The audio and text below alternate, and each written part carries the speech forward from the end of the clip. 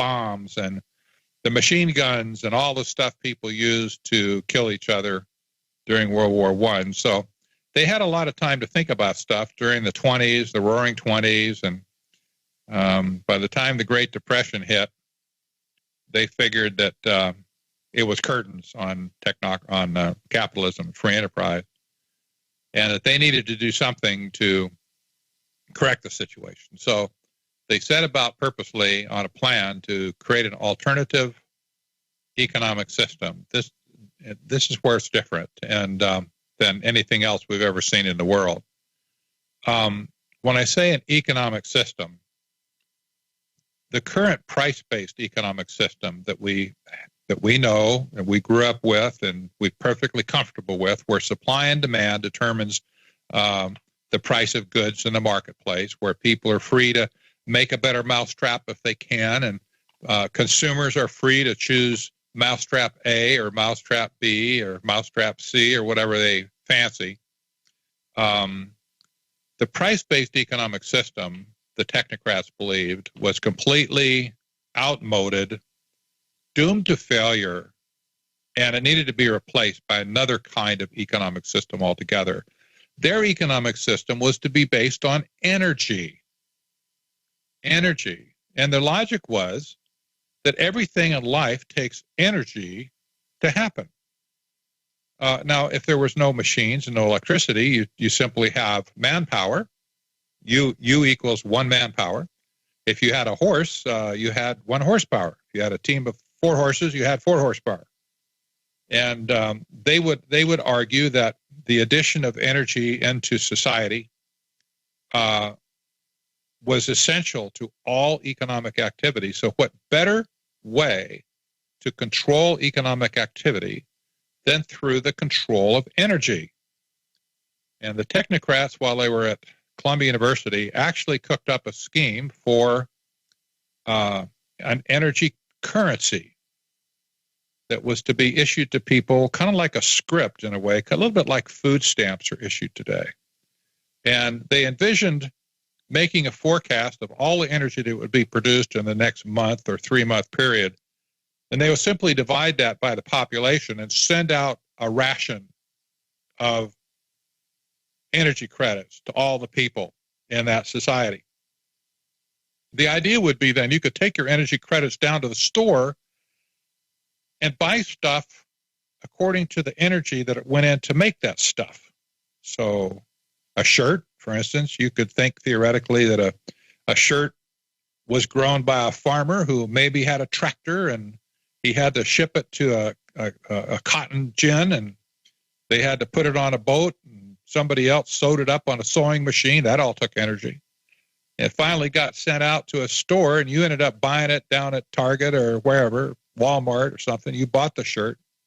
Well, there's a finite amount of energy that went in to make that shirt, and they hypothesized that that's the perfect pricing system. We don't need to have supply and demand tell us what to price things. We'll price things according to energy.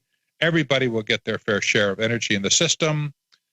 And there were some caveats on their energy currency. One is that it would expire at the end of the term. If you didn't spend it, you lose it. So there's no way to carry over energy credits into the next period. Next period, you get another quota. Everybody does. And so they surmised that there was no need to save money, if you will, in such a system. There was no need to have private property either, because everything was going to be essentially managed and controlled by the scientists and engineers. So this economic system, an energy-based economic system, another way to express that is a resource-based economic system, is to be based on science. They wanted to engineer all production and all consumption. What that means is, if you're a businessman, they want to tell you exactly what you're allowed to make. If you're a consumer, they want to tell you exactly what you're allowed to consume. And so they're controlling both ends of the system. You can see this as a rather totalitarian concept that they cooked up. But it's insidious. And let me just say some of the highlights of technocracy that I bring up when I speak is, by nature, It produces volumes of inviolable regulations that are science-based. It always comes down to science-based regulations that are put forward. It creates totalitarian control in the end, but it's not socialism or communism, both of which were based on a price-based economic system. And it seeks to replace, of course, price-based economic system with an energy-based system, an energy currency. And,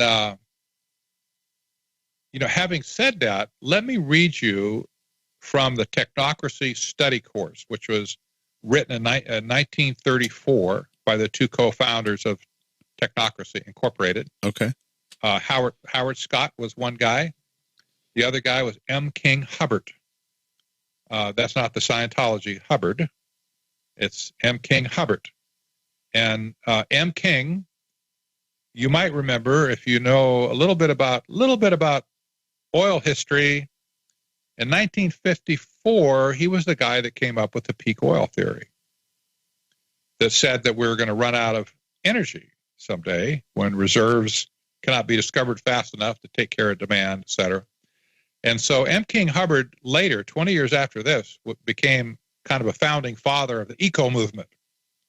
But that aside, let's rewind back to 1934 when he wrote the Technocracy study course. That's available on the internet, by the way. Go search for it. There's a scanned copy out there. You can get it, download it, see if I'm telling you the truth here. There was only 7 requirements that these engineers wrote down. I'm going to read you the first 5.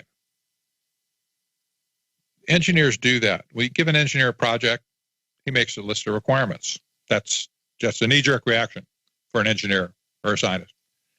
Here's the first 5 requirements that you got to ponder this and think about, wow, is this relevant for today or what? Number 1, quote, register on a continuous 24-hour per day basis the total net conversion of energy. Number 2, by means of the registration of energy converted and consumed, make possible a balanced load. Close quote. Let me just stop with those 2 for a second.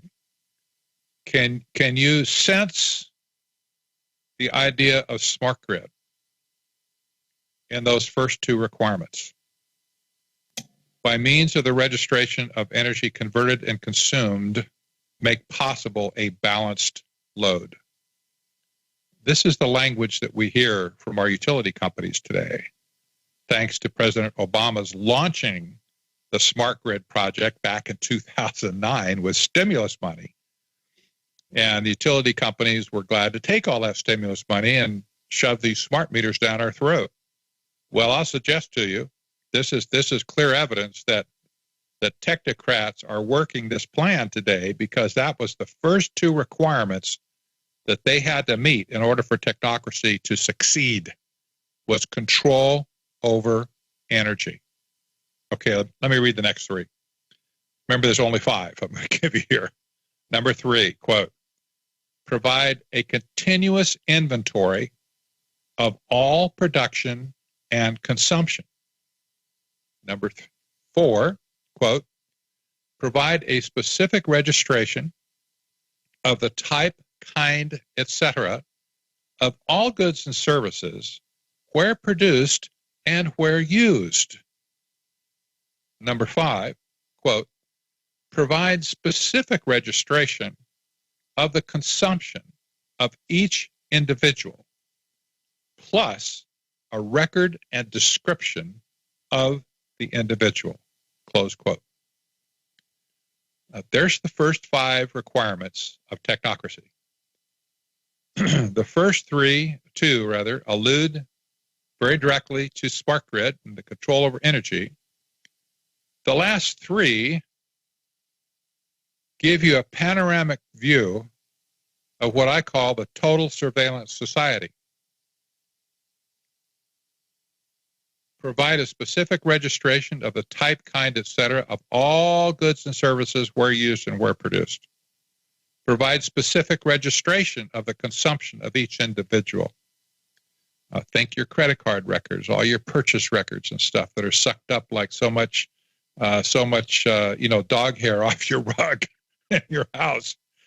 They go after everything. The government has collected every conceivable piece of information about members of society, the entire society, not just the terrorists, not just the bad guys. They're collecting information on every single citizen and human in our society, and that's true across the globe as well, but especially in America. So a record and description of each individual has been duly created. Specific registration and all records of consumption and production is duly recorded. Energy is being duly recorded. And a continuous inventory of all production and consumption, that's economic talk, that's also being accomplished today. Leading us That's the essence. Yeah. Right into Agenda 21. Totally. Exactly. Totally. What they purport and suggest in their plan of total world domination, whether it's control of resources or man-made labor. This is Agenda 21 or Agenda 2030, which is Agenda 21. And we see where the end game is here. The total control. Well, it's control over everything. Yeah. Yeah, control over everything. Everything that moves, everything that doesn't move, everything that's inert, every machine, and every human, and every animal on the face of the planet is in view. That's everything. Yeah, and it's come out recently that the FBI has been basically capturing DNA of every person for the last 40 years, cataloging it. And Google and other technological companies have come out and said that they are sequencing and cataloging every living species on Earth. Yes, you're absolutely right. Let me point out, we're going to talk about the Trilateral Commission along the way. We haven't laid that groundwork yet, but I want to bring up a point since you just kind of related it. The FBI. The FBI is one of the big four intelligence agencies in our country. You got Homeland Security, the CIA, and so on, Department of Justice, and the National Security Agency. And all of these agencies, in fact, all 17 intelligence agencies in the entire country, they answer to one man, or one office anyways. So far, it's always been a man. But that's the Director of National Intelligence. The DNI, he's called. He's the intelligence czar for the country. We no longer have an independent FBI or a CIA or an NSA. They all work directly for the Director of National Intelligence. He was given authority to take over all of the other agencies in the country by George Bush, not surprisingly, I guess, in 2005, when that office was created. And the first DNI came in and reorganized the entire intelligence mechanism in the United States. The problem is they didn't really tell anybody how they reorganized it. It wasn't immediately intuitive, and nobody wrote any newspaper articles about it back then. But they did. And we can see it today. I mean, there's plenty of evidence that this has actually been the case today. The DNI is a cabinet-level position, answers to the president, only to the president, and everybody else answers to him. And he controls every line item budget of every one of the intelligence agencies in our country. He gives them all their marching orders. They can't do anything without the DNI's approval. Well, here's an interesting thing. The first ever Director of National Intelligence, appointed by George Bush, was John Negroponte, who just happened to be a member of the Trilateral Commission.